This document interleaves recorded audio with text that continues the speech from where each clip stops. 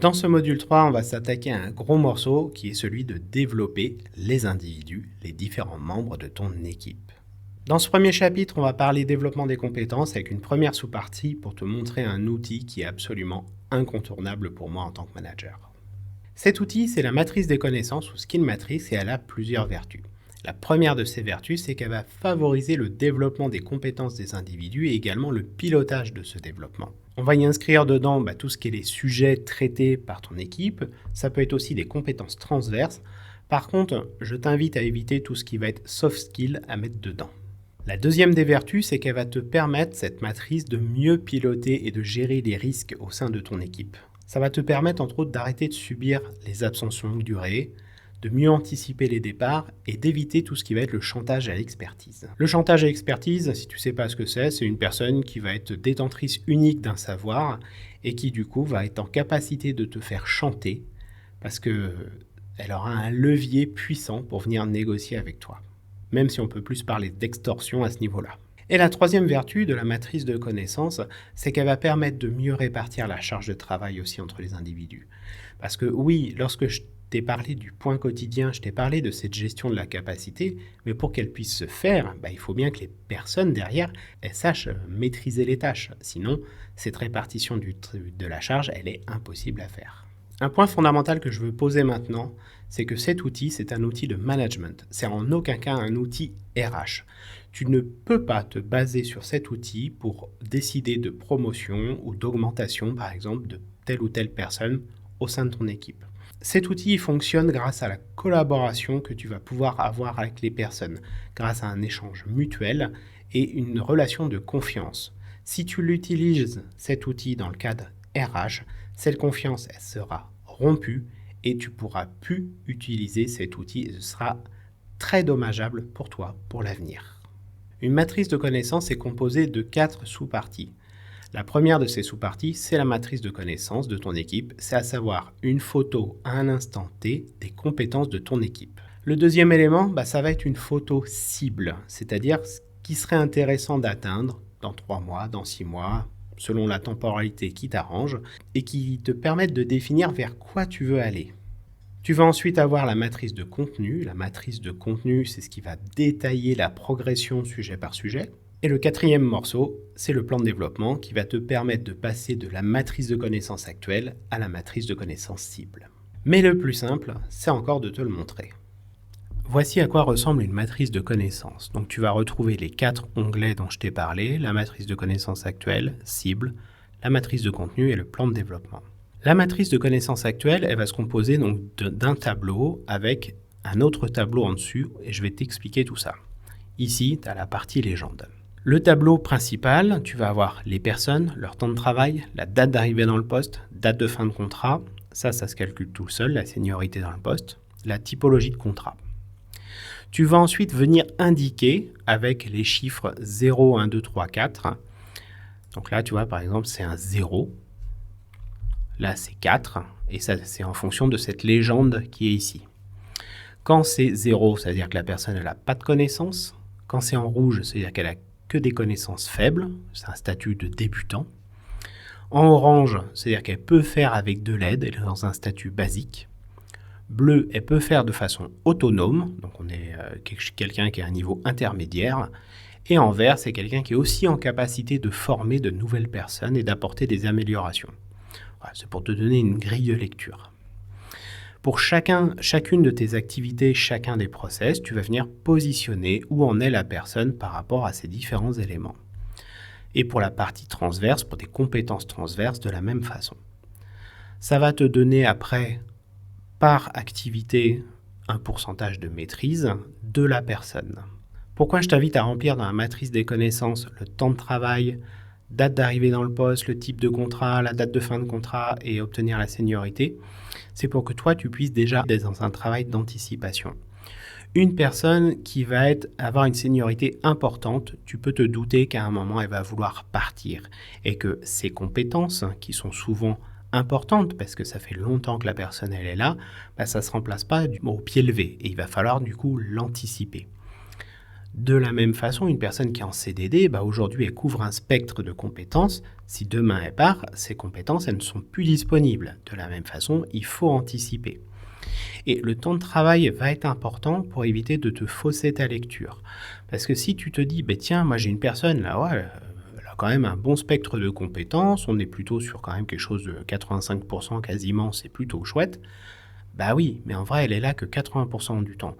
Donc déjà, ça va venir te donner des indications aussi sur est-ce que je peux compter tout le temps sur cette personne ou pas parce qu'elle a un statut bien particulier.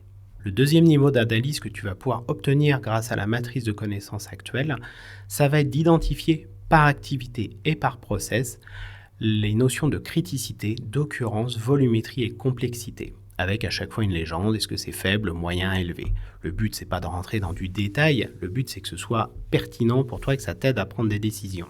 Si on est par exemple sur un niveau de criticité faible, c'est-à-dire que si ce process, il n'est pas fait pour une raison X ou Y, c'est pas très grave. Par contre, il y en a d'autres où ça va être extrêmement dommageable. Donc ça va te permettre, toi, de prendre des décisions. De la même façon, l'occurrence, si tu es sur des process qui sont avec une fréquence plutôt faible ou plutôt forte, ça ne va pas amener les mêmes prises de décision pour toi. Idem pour la volumétrie.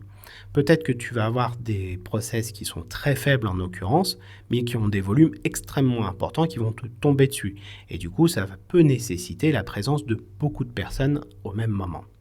Et ensuite, la notion de complexité, parce que ça va te donner aussi une notion sur, mais est-ce que c'est difficile ou simple de faire monter en compétence une personne sur cette activité.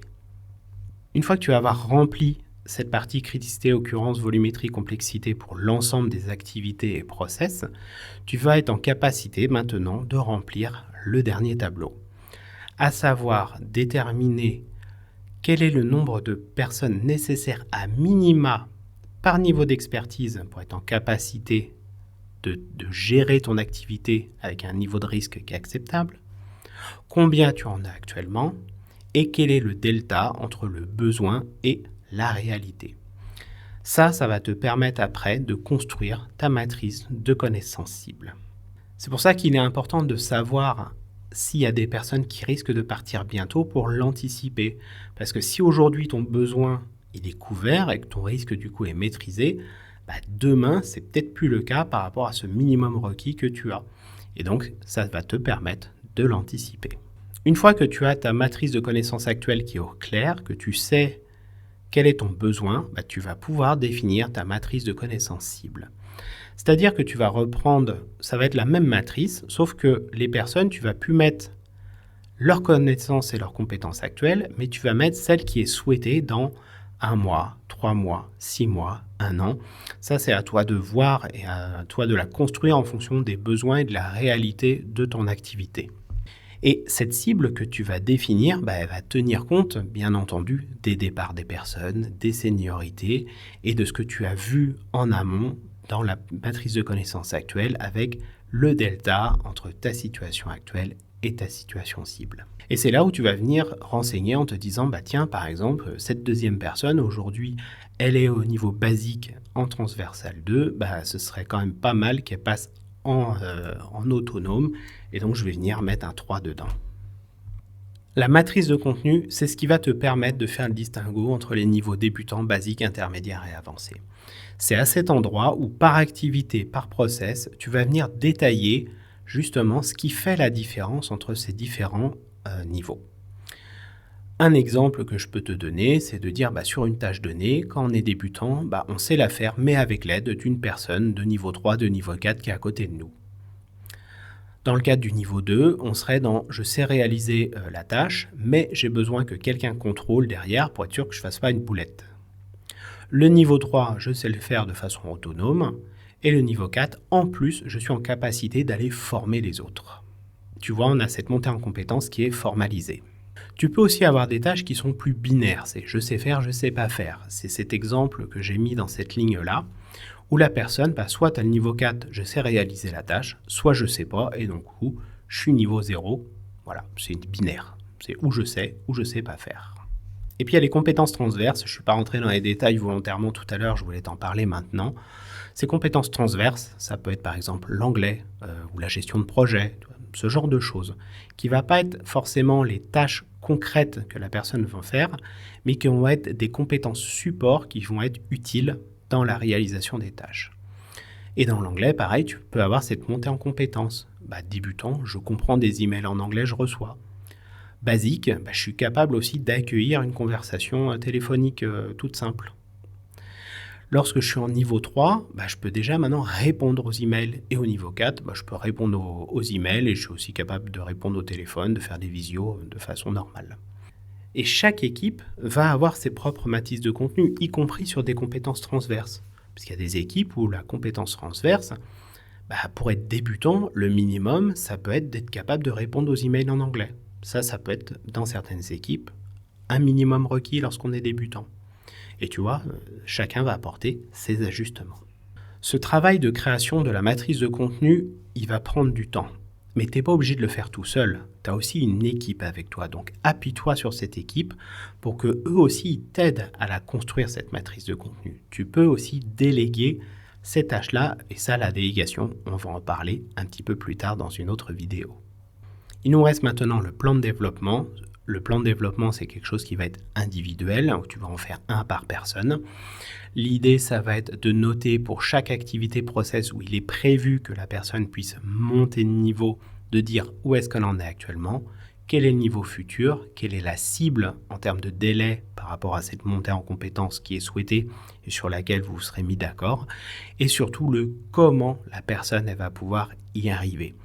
Et là, ça va être de lister quelque part les actions qui vont permettre à la personne de monter en compétence.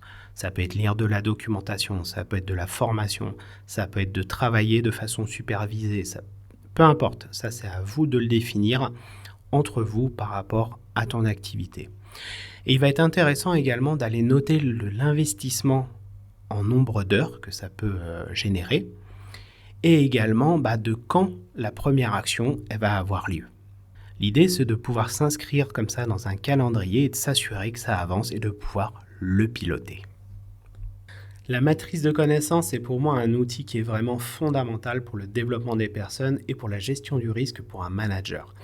Derrière va s'appuyer d'autres outils dont je te parlerai plus tard, donc je t'invite vraiment à le remplir avec attention, en particulier la matrice de contenu. Je sais que ça prend du temps à réaliser, mais c'est extrêmement utile pour la suite. Les managers, moi, que j'ai pu accompagner, qui ont mis cet outil en place, ils ont vu leur activité se transformer, ne serait-ce que des fois par la simple pure compréhension que eux-mêmes ont de leur activité. C'est tout pour cette vidéo et on se retrouve dans la prochaine.